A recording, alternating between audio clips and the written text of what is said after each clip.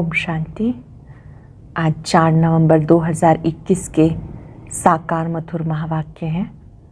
आज दीपावली के पावन पर्व की आप सबको बहुत बहुत शुभकामनाएं।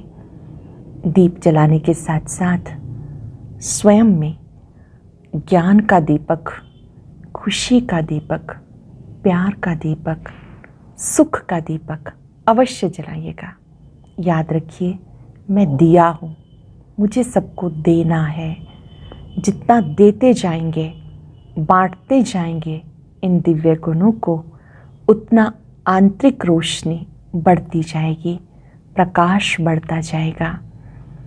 आज की मधुर मुरली में बाबा ने हम सबको बहुत सुंदर वरदान दिया है। दिव्य गुणधारी भव। दीपमाला पर लक्ष्मी का पूजन करते हैं। स्वयं में दिव्यता का आह्वान करो, अपने में दिव्य गुण धारण करो। जब दिव्य गुण आते जाएंगे तो कमजोरियां, कोमलता, निर्बलता समाप्त हो जाएगी।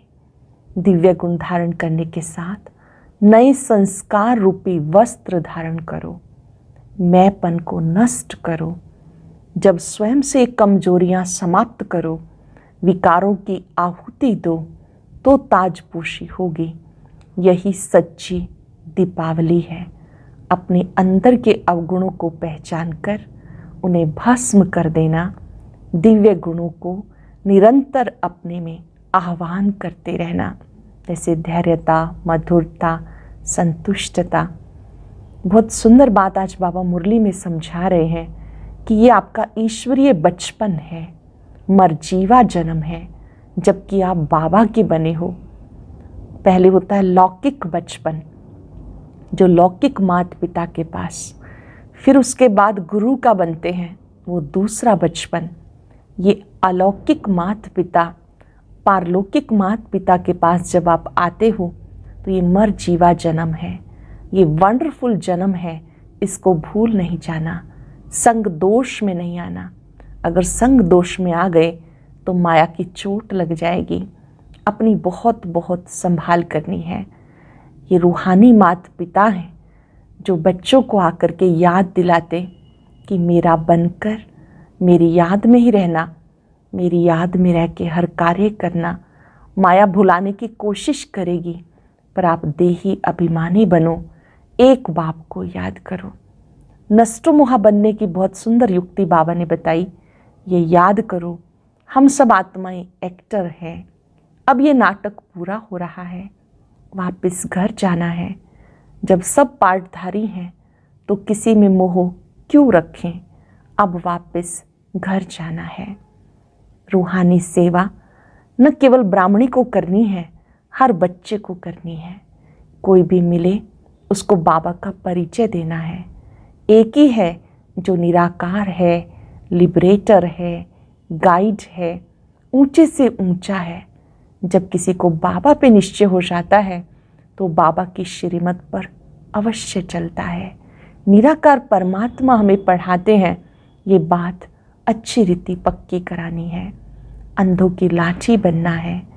दूसरों को बाबा का संदेश देंगे। देवकुल की जो आत्माएं होंगी अवश्य बाबा को पहचानेंगी। जो देवी देवताओं के पुजारी हैं वो भी अवश्य समझेंगे कि हम शिव बाबा के बच्चे हैं। सवेरे सवेरे उठकर भी बाबा को याद करना है। अमृत वेले याद करेंगे तो सारा दिन कर्म करते भी बाबा की याद बनी रहेगी। यहाँ तक कि बाबा ने कहा, जब आपस में बैठते हो नुमा शाम के समय तो भी याद में बैठो, और अगर बातचीत करते हैं तो ज्ञान की ही लेन देन करनी है। कैसे शिव बाबा ने ब्रह्मा तन के द्वारा ये अच्छी पढ़ाई हमें पढ़ाई, क्या क्या सिखाया, ये आपस में लेन देन करो। ब्रह्मा का दिन, ब्रह्मा की रात गाई जाती है। दीपमाला पर महालक्ष्मी की पूजा करते हैं। महालक्ष्मी की 4 भुजाएं हैं, 2 भुजा लक्ष्मी की, 2 श्री नारायण की। लक्ष्मी भी धन कहाँ से लाएगी, ये बातें समझने की हैं जो बाबा हम सबको समझा रहे हैं। बाबा ने याद दिलाया, बाबा से पूरा वर्षा लो, पूरा पुरुषार्थ करो। माया कितना भी परीक्षा क्यों ना ले, माया से हारना नहीं, कल्प कल्पांतर की बात है। जितना हो सके बाबा की याद में रहो, याद में रहकर हर कार्य करो। सरल याद के लिए सरलता का गुण धारण करो, संस्कारों को सरल बनाओ। आज चलते फिरते याद करेंगे, परम सतगुरु ने मुझे वरदान दिया है, मैं दिव्य गुणधारी आत्मा हूँ। स्वयं में दिव्य गुण लाने हैं और कर्म करते हुए बाबा की याद में रहना है। अब सुनते हैं मुरली विस्तार से। बाबा कहते हैं, मीठे बच्चे, संग दोष बहुत नुकसान करता है, इसलिए संग दोष से अपनी बहुत बहुत संभाल करते रहो। ये बहुत खराब है। संग दोष बहुत नुकसान करता है, इसलिए संग दोष से अपनी बहुत बहुत संभाल करते रहो। ये बहुत खराब है। क्वेश्चन है, 3 प्रकार का बचपन कौन सा है? किस बचपन को कभी भी नहीं भूलना? एक बचपन लौकिक माँ बाप के पास जन्मते ही मिला। दूसरा बचपन गुरु के शिष्य बनने पर। तीसरा बचपन लौकिक माँ बाप को छोड़ अलौकिक माँ बाप के बने। अलौकिक बचपन अर्थात ईश्वर की गोद के बच्चे। अलौकिक बचपन अर्थात ईश्वर की गोद के बच्चे। ईश्वर के बच्चे बने अर्थात मरजीवा बन गए। इस अलौकिक बचपन को कभी भी भूलना नहीं। अगर भूल गए तो बहुत रोना पड़ेगा। रोना अर्थात माया की चोट खाना। रोना अर्थात माया की चोट खाना। गीता, बचपन के दिन भुला ना देना, आज हंसे कल रुला ना देना। ओम शांति। मीठे मीठे रूहानी बच्चों ने गीत का अर्थ समझा। बचपन 3 प्रकार का है। एक लौकिक बचपन, दूसरा है निर्वृत्ति मार्ग का, वह घर बार छोड़ जीते जी मरकर गुरु के अथवा सन्यासियों के बनते हैं। वह उनका बाप नहीं है, वह गुरु के बनते हैं, उनके साथ रहते हैं। वह भी जीते जी मरकर जाए गुरु के बनते हैं, जंगल में चले जाते। तीसरा है तुम्हारा ये वंडरफुल मरजीवा जन्म। एक माता पिता को छोड़ दूसरे माता पिता के बनते हो। ये है रूहानी माता पिता। यहाँ पर मिले हैं हमें रूहानी माता पिता। तुम्हारा ये मरजीवा जन्म है, ईश्वरीय गोद में रूहानी जन्म। तुम्हारे से अब रूहानी बाप बात कर रहे हैं। वो सब है जिस्मानी बाप, ये है रूहानी बाप। इसलिए गाते हैं, बाप का बनकर मरजीवा बनकर फिर ये भूल ना जाना। बाप का बनकर मरजीवा बनकर फिर ये भूल ना जाना। शिव बाबा है ऊंचे से ऊंचा भगवान। जब कोई गीता आदि पर डिबेट करते हैं तो पहले पहले बात पूछनी है, ऊंचे से ऊंचा भगवान कौन? ब्रह्मा देवताय नमः, विष्णु देवताय नमः कहते, फिर कहते शिव परमात्मा ही नमः। वो सब धर्म वालों का बाप है। पहले पहले ये बात समझानी है, वो ऊंचे से ऊंचा बाप एक है। ब्रह्मा विष्णु को कोई गॉड फादर नहीं कहेंगे। पहले पक्का कराओ, गॉड फादर एक है, वो निराकार है, जिसको क्रिएटर भी कहते हैं, पतित पावन भी कहते हैं। बाप से जरूर वर्षा मिलेगा, ये ख्याल करो। बेहद के बाप से वर्षा किसको मिला? बाप है नई दुनिया रचने वाला, उसका नाम है शिव। शिव परमात्मा ही नमः कहते, उनकी जयंती भी मनाते। वही पतित पावन रचयिता नॉलेजफुल है। फिर सर्वव्यापी की बात उड़ जाती है उनकी महिमा कर्तव्य पर। पास्ट में जो कर्तव्य करके जाते उनकी महिमा गाई जाती।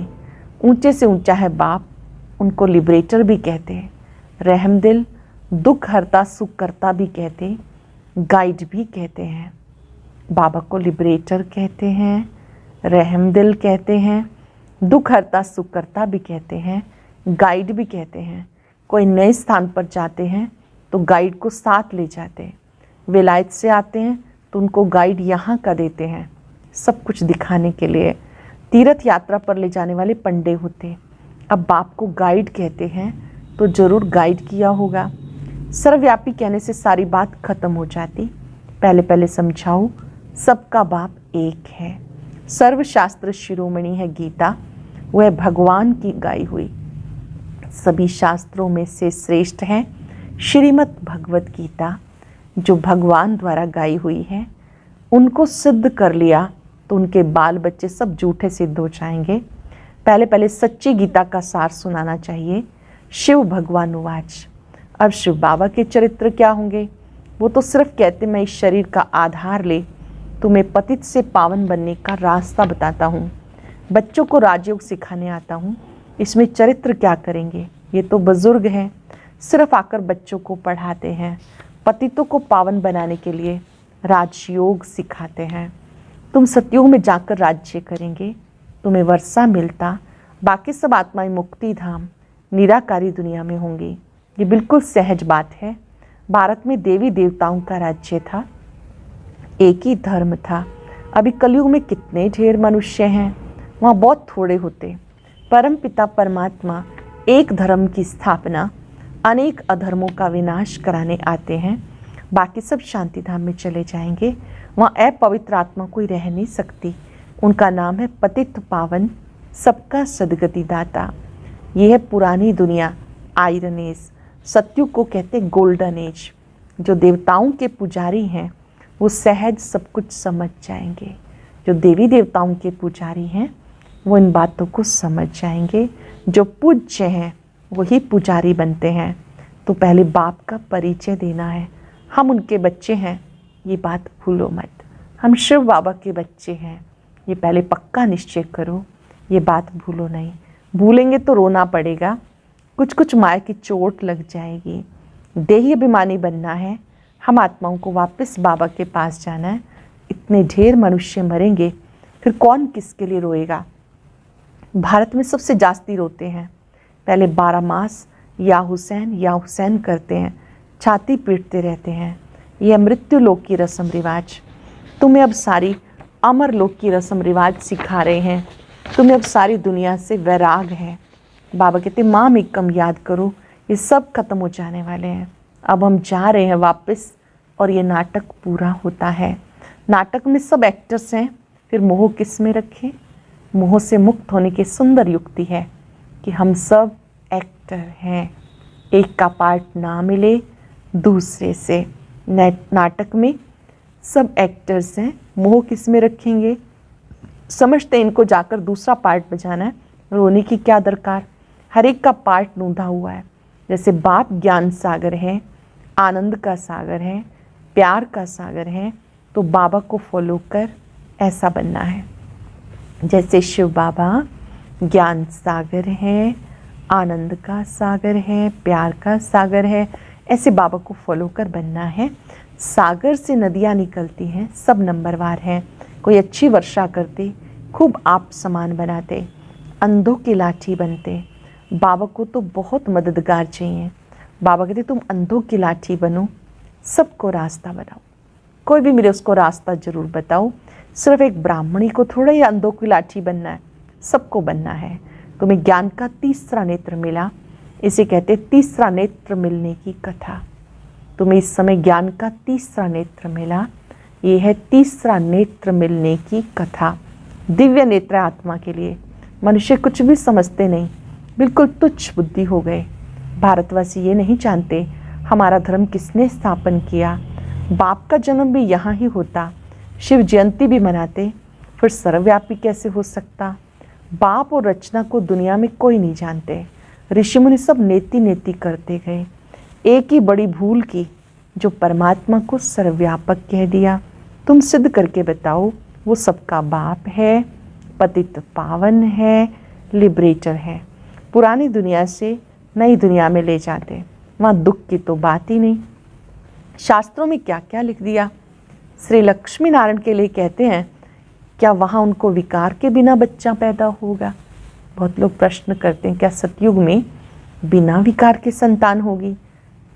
अरे कहा ही जाता है, सर्वगुण संपन्न, 16 कला संपूर्ण, संपूर्ण निर्विकारी, वाइसलेस वर्ल्ड, निर्विकारी दुनिया, उसको कहते हैं निर्विकारी दुनिया। ये है विशियस वर्ल्ड।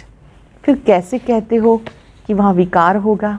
पहले पहले जब तक बाबा को नहीं जाना तो कुछ भी समझ ना सके। जब तक शिव बाबा को नहीं जाना तब तक कुछ समझ ना सके। ये बहुत बड़ी भूल है सर्वव्यापक कहना। उस भूल से निकले तब बाबा को जाने। शिव बाबा सर्वशक्तिवान है।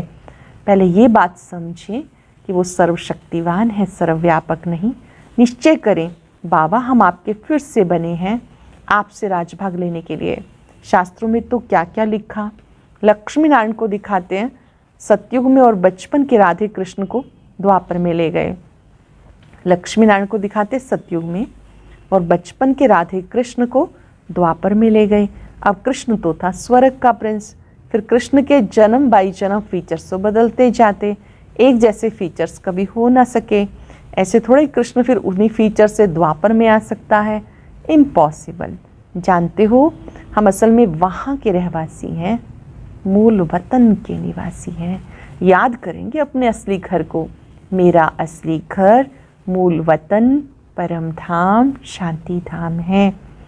वह हमारा स्वीट साइलेंस होम है जिसके लिए भक्ति करते हैं। कहते हैं हमें शांति चाहिए। आत्मा को ऑर्गन्स मिले हैं पार्ट बचाने के लिए, फिर शांति में कैसे रहेंगे। शांति के लिए हठ योग सीखते हैं, गुफाओं में जाते। 1 मास कोई गुफा में बैठा, क्या उसके लिए वो शांति धाम है? जानते हो अब हम शांति धाम में जाकर फिर सुख धाम में आएंगे पार्ट बचाने के लिए। वो लोग कहते हैं जो सुखी हैं उनके लिए स्वर्ग है, जो दुखी हैं उनके लिए नरक है। तुम जानते हो स्वर्ग नई दुनिया, नरक पुरानी दुनिया को कहा जाता है। भगवान वाच ये भक्ति यज्ञ तप दान पुण्य आदि करना ये सब भक्ति मार्ग है, इनमें कोई सार नहीं।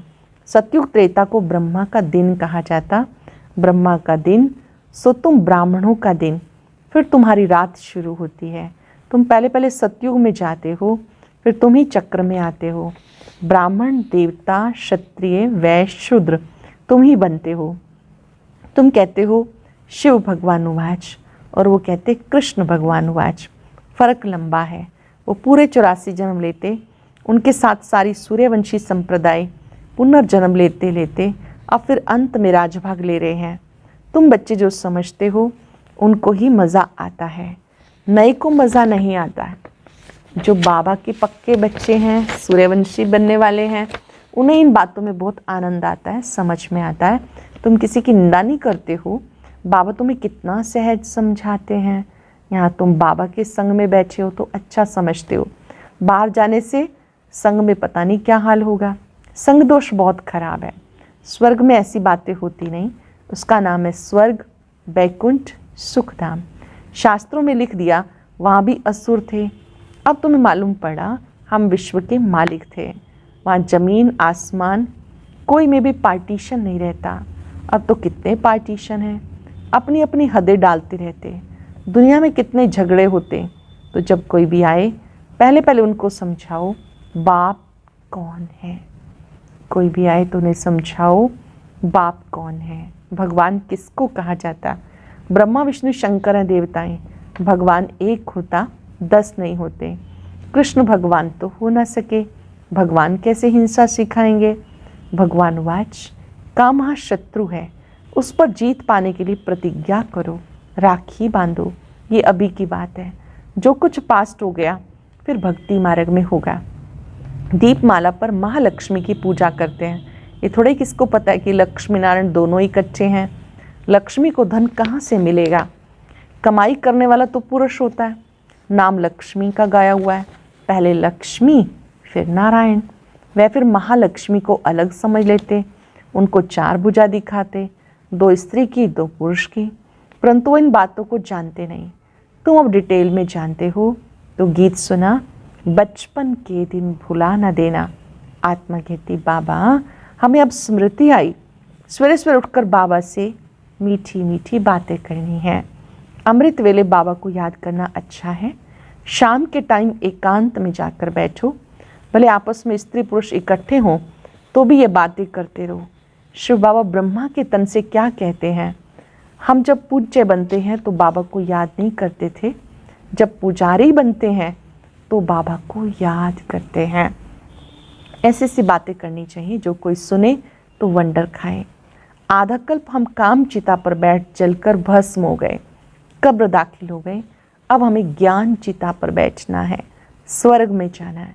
ये पुरानी दुनिया है, भारतवासी समझते ये स्वर्ग है। अरे स्वर्ग तो सतयुग में होता है, स्वर्ग में देवी देवताओं का राज्य था, यहाँ तो माया का पॉम्प है। अब बाबा कहते संग दोष में आके कहीं मर नहीं जाना, गलत संग में मर नहीं जाना, नहीं तो बहुत पछताएंगे। इम्तहान की रिजल्ट जब निकलती है तो सबको मालूम पड़ जाता है।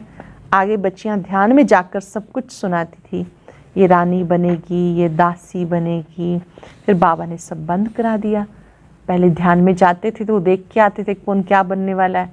जब उनको मिलते समय बताते थे कि आप ये बनोगी, ये बनोगी, तो कईयों को बुरा भी लगा, कईयों को अच्छा भी लगा। तो बाबा ने कहा, फिर धीरे धीरे बाबा ने वो सब पार्ट बंद करा दिया। पिछाड़ी में सब कुछ मालूम पड़ जाएगा, हमने बाबा की कितनी सर्विस की, कितनों को आप समान बनाया, वो सब याद आएगा, साक्षात्कार होगा। बिना साक्षात्कार के धर्मराज भी सजा दे ना सके। बच्चों को बार बार समझाया जाता, माँ में कम याद करो, केवल एक मुझे याद करो। बाबा आकर मीठे मीठे झाड़ का सैपलिंग लगाते, वो गवर्नमेंट झाड़ों का सैपलिंग लगाती, उत्सव मनाते। यहाँ नई दुनिया का सैपलिंग लग रहा है, नई दुनिया का कलम लग रहा है। तो ऐसे बाबा को भूलो मत, बाप की सर्विस में लग जाओ, नहीं तो अंत में बहुत बहुत पछताना पड़ेगा। अभी वर्षा नहीं लिया तो कल्प कल्पांतर का हिसाब हो जाएगा, इसलिए पुरुषार्थ फुल करना है। अब नहीं लिया तो ले ही नहीं पाएंगे, फिर कल्प कल्प का नुकसान हो जाएगा। तो समझदारी से चलना है, पुरुषार्थ फुल करना है।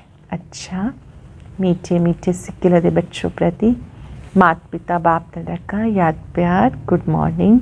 रूहानी बाप की रूहानी बच्चों को नमस्ते, रूहानी बच्चों की रूहानी बाप दादा को नमस्ते, गुड मॉर्निंग, शुक्रिया। धारणा के लिए सार, आज की मुरली की मुख्य बातें। पहली पॉइंट, जैसे बाबा ज्ञान का, आनंद का, प्यार का सागर है, ऐसे बाप समान बनना है और आप समान बनाने की सेवा करनी है। सबको ज्ञान का तीसरा नेत्र देना है। ऐसा कोई भी संग नहीं करना जो पछताना पड़े, ऐसा कोई संग नहीं करना जो पछताना पड़े। संग दोष बहुत खराब है, इसलिए अपनी संभाल करनी है। बाप से वर्षा लेने का पूरा पूरा पुरुषार्थ करना है। आज का वरदान, दिव्य गुणों के आह्वान द्वारा अवगुणों को समाप्त करने वाले दिव्य गुणधारी भव। दिव्य गुणों के आह्वान द्वारा अवगुणों को समाप्त करने वाले दिव्य गुणधारी भव। से दीपावली पर श्री लक्ष्मी का आह्वान करते हैं, ऐसे आप बच्चे स्वयं में दिव्य गुणों का आह्वान करो तो अवगुण आहुति रूप में खत्म होते जाएंगे। फिर नए संस्कार रूपी नए वस्त्र धारण करेंगे। अब पुराने वस्त्र से जरा भी प्रीत ना हो। जो भी कमजोरियां, कमियां, निर्बलता, कोमलता रही हुई है, सब पुराने खाते आज से सदा काल के लिए समाप्त करो। पुराने वस्त्र से प्रीत ना हो, पुरानी देह से प्रीत ना हो। जो कमजोरियां, कमियां, निर्बलता, कोमलता रही हुई है, सब पुराने खाते आज से सदा काल के लिए समाप्त करो। तब दिव्य गुणधारी बनेंगे। भविष्य में ताजपोशी होगी, उसी का यादगार ये दीपावली है। स्लोगन है, सरल याद के लिए सरलता का गुण धारण करो, संस्कारों को सरल बनाओ। सरल याद के लिए अपने संस्कारों को सरल बनाओ। आज दिव्य गुणों का आह्वान करेंगे। मैं दिव्य गुणधारी सरल चित्त आत्मा हूँ। आज के दिन सच्ची दीपावली मनाएंगे। महाज्योति से, परम ज्योति से आत्म ज्योत जगाएंगे। ब्रिकुटी सिंहासन पर दीपक चमकता हुआ देखेंगे।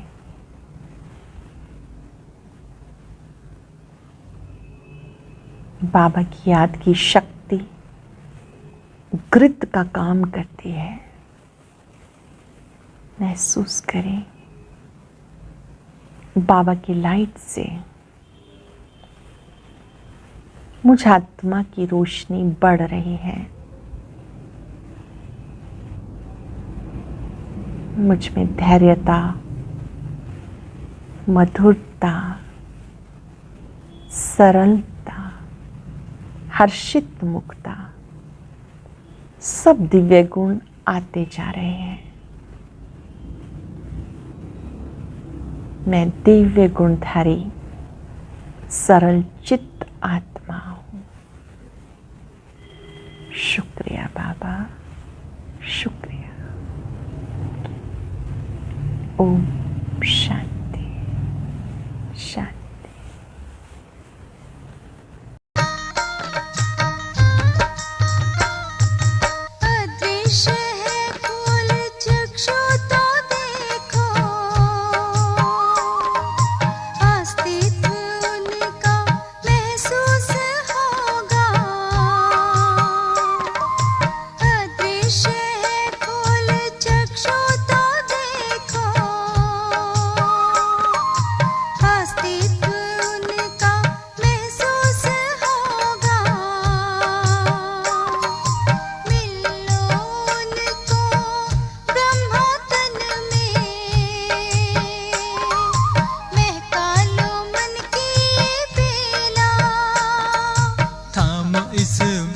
को जगा लो विवेक, सारे जग का करणधार हो।